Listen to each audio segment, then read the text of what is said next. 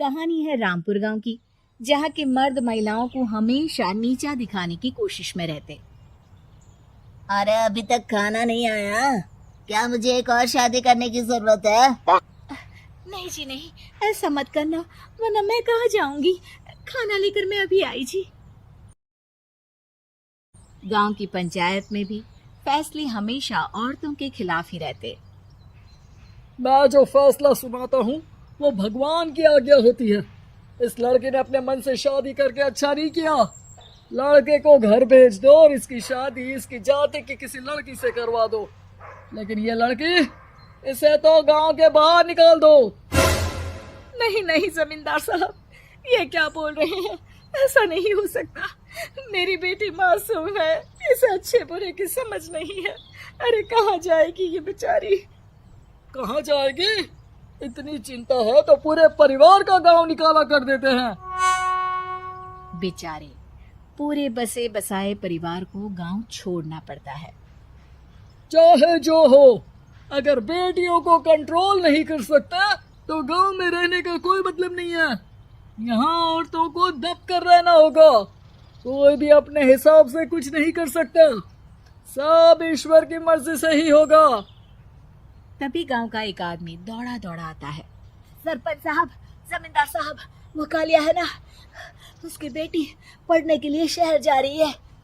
अच्छा, ये कब हो गया? और कालिया की हिम्मत कैसे हो गई ऐसा करने की? लेकर आओ उसे और उसकी बेटी को। बस फिर क्या था, हाजिर हो जाते हैं कालिया और उसकी बेटी सरपंच के सामने।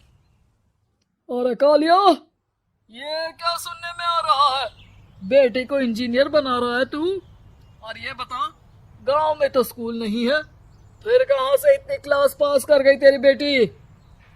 राधा, जो कि कालिया की बेटी है, उसे लगता है कि सरपंच उसकी तारीफ कर रहे हैं। सरपंच जी, मैंने ऑनलाइन पढ़ाई की है, डिस्टेंस लर्निंग से। सभी में मैंने अच्छे नंबर पाए हैं, जिसे देखते हुए शहर की इंजीनियरिंग कॉलेज में मुझे स्कॉलरशिप मिली है। वाह जी वाह, क्या होती है ये? पहले तो ये बताओ, फिर आगे की बात करते हैं। पूरा गांव राधा की बात सुन रहा था और राधा बोलती जा रही थी। तो ऐसे मैं फ्री में एक अच्छी शिक्षा लेकर गांव में जो कुछ परेशानियां हैं, जैसे बिजली, पानी और इंटरनेट जैसी समस्याओं के लिए काम करूंगी। मैं गांव को शहर से जोड़ने के लिए पुल का निर्माण करवाने का प्रस्ताव रखूंगी। मुझे पूरी उम्मीद है कि जल्द ही हमारा गांव भी तरक्की की राह पर चल पड़ेगा। राधा की बात सुनकर सारे गांव वाले ताली बजाने लगते हैं। सरपंच को समझ नहीं आता कि वो क्या करे। चुप रह नादान लड़की, गांव के खिलाफ जाने के लिए तुझे गांव से बेदखल कर दिया जाएगा, वो भी पूरे परिवार के साथ। और हाँ, अगर ठीक से गांव में रहना चाहती है तो ये पढ़ाई लिखाई छोड़ दे। हम तेरे लिए गांव का कोई होनहार लड़का देखेंगे। तभी गांव का एक आदमी बोल पड़ता है। अरे नहीं नहीं सरपंच जी, राधा बिटिया जो बता रही है, अगर वैसा हो जाए तो हम लोगों को पैसा कमाने के लिए बाहर नहीं जाना पड़ेगा। हाँ जी, और ना ही कोसों दूर पाने के लिए भटकना पड़ेगा। हमारे बच्चे भी अच्छी पढ़ाई कर सकेंगे और आगे बढ़ेंगे, ना कि हमारी तरह खेती करते बैठेंगे। क्यों गांव वालों, राधा बिटिया का साथ देना चाहिए ना। सरपंच देखता है कि गांव राधा के साथ है तो वो चुप हो जाता है।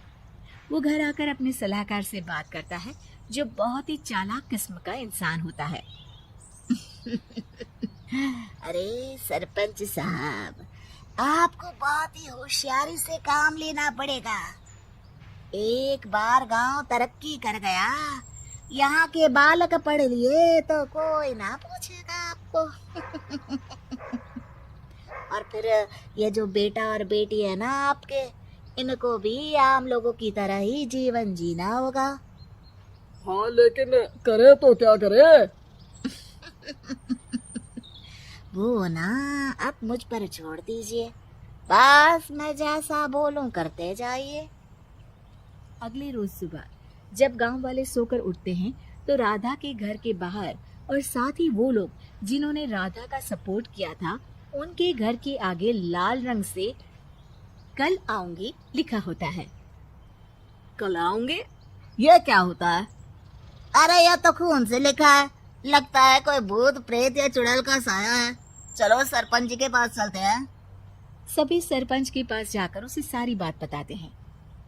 अरे ये तो बड़ी मुश्किल की बात है।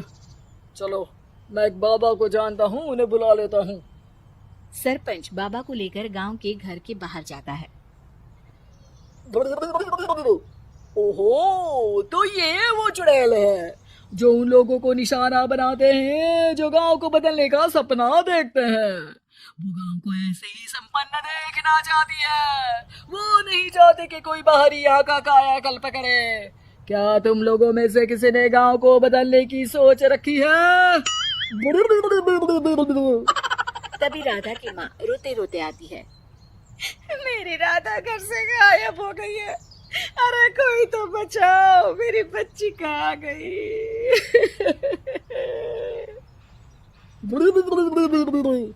ले गई वो चुड़ैल, तेरी बच्ची को ले गई। अब वो उसे श्रापित करके छोड़ेगी, उस पर चुड़ैल का साया हो जाएगा। तभी बुरी सी हालत में राधा भी वहां आ जाती है। उसके बाल चुड़ैल की तरह फैले होते हैं और कपड़ों में खून लगा होता है। सभी राधा को देखकर डर जाते हैं। माँ, पता नहीं मुझे कौन उठा कर ले गया था। अरे दूर हो जा चुड़ैल, अब हम लोग इस गांव में नहीं रुकेंगे। अरे कैसी बातें कर रहे हैं आप? कल तो आप मेरे भरोसे गांव का हुलिया बदलने, अपने बच्चों को पढ़ाने और तरक्की उन्नति की बात कर रहे थे, तो आज क्या हो गया आपको? ये फिर तुम लोगों को बहकाएगी। ये चुड़ैल गांव में आ चुकी है, ऐसे ही ये तुम्हारे घर के बच्चों को भी ले जाएगी। गांव वाले राधा को गांव से बाहर निकाल देते हैं। उसके माँ बाप रोते रहते हैं, लेकिन गांव वाले नहीं मानते। मैं भी अपनी बहन के साथ गांव के बाहर रहूंगा, लेकिन वो पढ़ाई नहीं छोड़ेगी। वहीं सरपंच के घर पर सलाहकार कहता है। देखा, सांप भी मर गया और लाठी भी नहीं टूटी। लेकिन अगले ही दिन सरपंच के घर के बाहर भी वही शब्द लिखे होते हैं। और फिर सरपंच की बीवी कहती है, हमारी बेटी को किसी ने अगवा कर लिया है। तभी राधा का भाई वहां आ जाता है। अरे गांव वालों, मैंने सरपंच जी की बेटी को देखा था। वो चुड़ैल उसे उठाकर ले जा रही थी। अरे क्या मजाक कर रहे हो? नहीं नहीं सरपंच जी, आप नहीं जानते। वो चुड़ैल अब आपकी बेटी में आ जाएगी, जैसे राधा के अंदर आ गई थी। तभी सरपंच की बेटी वैसी ही हालत में वहां आती है जैसे राधा आई थी। पापा, पता नहीं कैसे मैं गायब हो गई थी। चुड़ैल, इसके अंदर भी चुड़ैल का साया है, मारो इसे। अरे नहीं नहीं, इसे भी राधा के पास गांव के बाहर ही भेज दो। अरे चुप रहो, मेरी बेटी कहीं नहीं जाएगी और चुड़ैल वुड़ैल कुछ नहीं होता है। अरे कैसे बात कर रहे हो सरपंच जी? आप तो बोल रहे थे कि आपका फैसला भगवान का ज्ञान होता है, तो अपने पर बात आई तो अब आप ऐसे बोल रहे हैं। अरे ना ना ना, आपको अपनी बेटी को त्यागना ही होगा। अरे बुलाओ बाबा को। राधा का भाई बाबा को ले आता है, जिसे अब गांव वालों के डर के कारण सच बोलना पड़ता है। मैं कोई बाबा नहीं हूँ, मैं तो मोची था। ये सलाहकार महोदय ने मुझे कहा था एक्टिंग करने को।